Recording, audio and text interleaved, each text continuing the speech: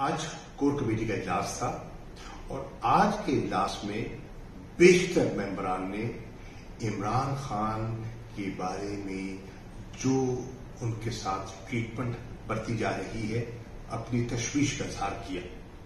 लोग हैरान थे कि जज ऑर्डर करता है आईजी इस्लामाबाद को, वारंट गिरफ्तारी उनके हाथ में थमाता है, लेकिन पंजाब पुलिस जमान पाक पहुंच चुकी होती है, ऑर्डर इस्लामाबाद के पास है और गिरफ्तारी पंजाब पुलिस कर रही है।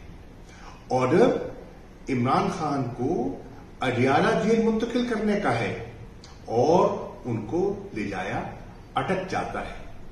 अटक के बारे में मैं जानता हूं, मैं वहां रह चुका हूं। अटक की सहूलतें न होने के बराबर हैं।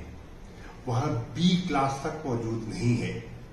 तभी तो जो हमारे इल्म में बात लाई गई है कि 9/11 के सेल में सी क्लास में मुल्क के साबिक वजीर आजम को रखा गया है। खाना भिजवाया जाता है, उन तक नहीं दिया जाता, इनकार कर दिया जाता है। वुकला रसाई मांगते हैं, इनकार कर दिया जाता है।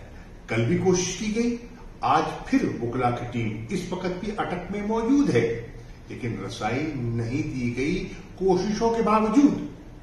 क्यों नहीं दी जा रही? कल हमने उनकी अपील फाइल करनी है, उनकी रिहाई के लिए हमने जो कानूनी चाराजोई करनी है, लेकिन रसाई नहीं दी जा रही।